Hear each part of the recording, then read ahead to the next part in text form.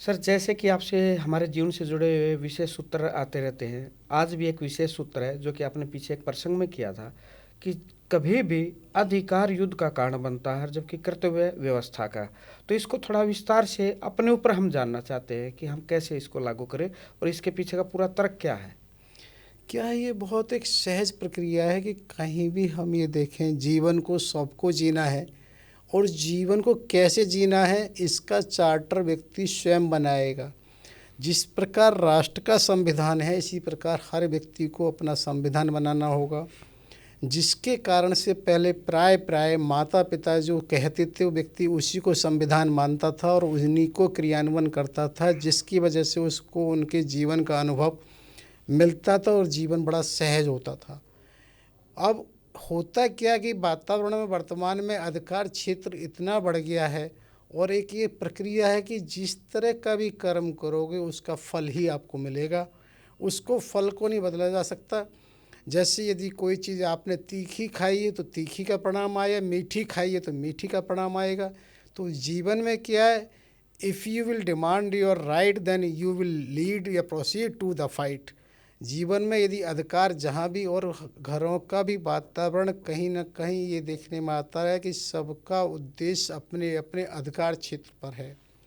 और जहाँ if you perform your duty then you will find the beauty.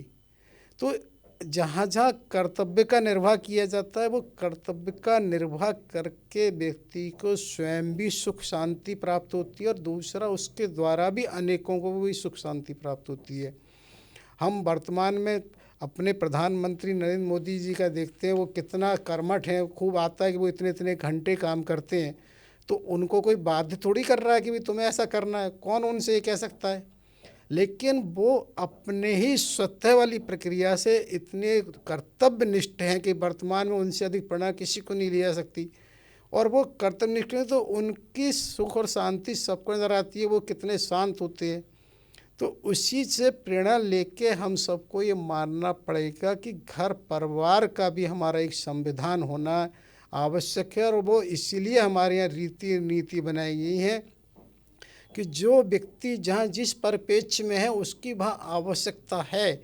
हम प्राय उनको बहुत जल्दी से ये कह देते हैं ये कुरीति है या ये बहुत पुरानी दकियानूसी बात है, ये पौराणिक है, लेकिन उसके हम उस कारण पे जरूर जाएं क्योंकि किसी भी चीज़ का अनावश्यक जन्म ही नहीं होता। ये हो सकता है कि वर्तमान के परिप्रेक्ष्य में उसकी आवश्यकता ना हो, लेकिन ऐसा नहीं है जिस परिप्रेक्ष्य में वो हुआ था उसकी आवश्यकता नहीं थी। सर, जैसे कि आपने हमारे माननीय प्रधानमंत्री मोदी जी की बात की, हम इस प्रसंग को राजनीतिक विषय से नहीं पूछ रहे। जैसे कि हमारा एक विशेष प्रसंग होता है विचारों की शक्ति, यानी कि हमारे विचार ही सार्थक होते हैं।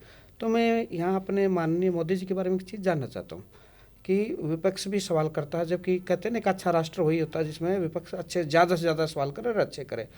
और बाहर पूरा विश्व भी एक तरफा चाहता है कि मोदी जी, लेकिन हम यहाँ एक चीज़ चाहते हैं कि निर्णय एक अलग विषय है कि क्या होते हैं परिणाम सही गलत, लेकिन उनके विचारों में कभी चेहरे पे विचलित नहीं आती।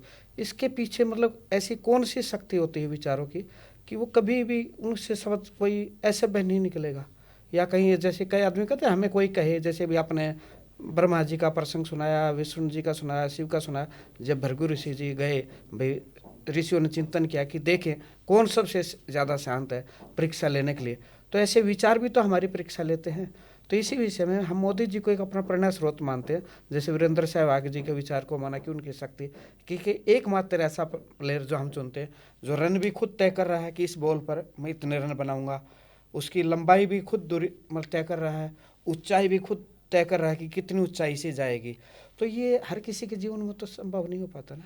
क्या होता है कि हर चीज़ एक साधना से, कि हमारे वर्तमान प्रधानमंत्री जी साधना को जन जन में विख्यात है कि उन्होंने कितनी साधना रही, उनकी माता जी की कितनी साधना रही उससे रही। और दूसरा जो सबसे बड़ी साधना का परिणाम है उनका शांतचित्त होना और किसी भी चीज़ का चिंतन करना। वो किसी भी उस समय की जैसे हमने कोरोना काल था कि उन्होंने उसको भी एक तरह से ना कि कुअवसर को स्वावसर में बदल दिया, सारी शक्ति को लगा दिया। तो होता क्या, ये उनका एक व्यक्तित्व झलकता है कि वो किसी भी उसको ना इस तरह से लेते हैं कि इसका क्या है। जैसे हमने कभी भी कहा कि जीवन में पूरब और पश्चिम को कोई अलग नहीं कर सकता, उसी तरह से कहीं भी कुछ भी घट रहा है उसके साथ केवल एक पहलू नहीं हो सकता, अनेक पहलू होते हैं। सिर्फ उस दूसरे पहलू पर कौन और कैसे क्या देख रहा है, तो ये हमारे प्रधानमंत्री जी हैं कि तुरंत उसका वो दूसरा पहलू देखते हैं, वो समस्या नहीं समाधान देखते हैं। क्योंकि अगर समस्या है तो समाधान भी निश्चित होगा। ऐसा कभी नहीं हुआ कि प्रश्न हुआ हो और उत्तर ना हो। होता क्या है, कोई चीज़ होती है तभी प्रश्न होता है, बस अंतर इतना है कि उत्तर उसी को मिलेगा जो सही दिशा में ढूंढेगा, और जो नहीं ढूंढेगा तो नहीं मिलेगा। क्योंकि जहाँ हमने मोदी जी की बात की, वहीं अगर हम शांत चित्र की बात करें तो हमारे माननीय प्रधानमंत्री मनमोहन सिंह जी को भी याद करते हैं इस विषय में कि वो भी कभी विचलित नहीं हुए, एकदम से शांत उसी स्वभाव से, चाहे कुछ भी विपक्ष सवाल कर रहा है उस समय का, लेकिन वही शांत मुद्रा जैसे मोदी। तो ये बड़ी हमारे लिए सीखने का विषय है कि हम भी मतलब सबसे बड़ा ये सीखने तो का विषय है कि हम सबको भी अपने जन सामान्य जीवन में ये मानना चाहिए कि वो इतने बड़े पद पर बैठे हुए हैं, तो क्या उनके पास समस्याएं छोटी होंगी, लेकिन वो सामान्य कैसे, हम छोटी छोटी सी समस्याओं से उसके भाव में आ जाते हैं, क्रोधा भाव में, और हम उसके अंतर्गत वो विचलित हो जाते हैं। हमें ये सीख लेनी चाहिए उनसे कि देखिए किस तरह की समस्याओं के बावजूद वो शांत चित्त हैं, और हम छोटी सी समस्याओं से ही तो मेरा मूल वही था कि हम इस तरफ कैसे बढ़े, मतलब कोई सूत्र होगा कोई विशेष? नहीं, सूत्र एक ही है कि जितना आप कर्तव्य पथ पर बढ़ेंगे आपको उतना ही सुख और शांति मिलेगी। कर्तव्य पथ व्यक्ति के अंदर की अंतरात्मा को, और वो ये मानता है जो भी कुछ आया है वो कुछ न कुछ सिखाने के लिए आया है, और आप उसे ये मान लें कि ये हमें परेशान करने के लिए आया है, तो आप परेशान हो जाएंगे। आपको सिर्फ उससे सीखना है कि परेशान होना ये आपके हाथ में है।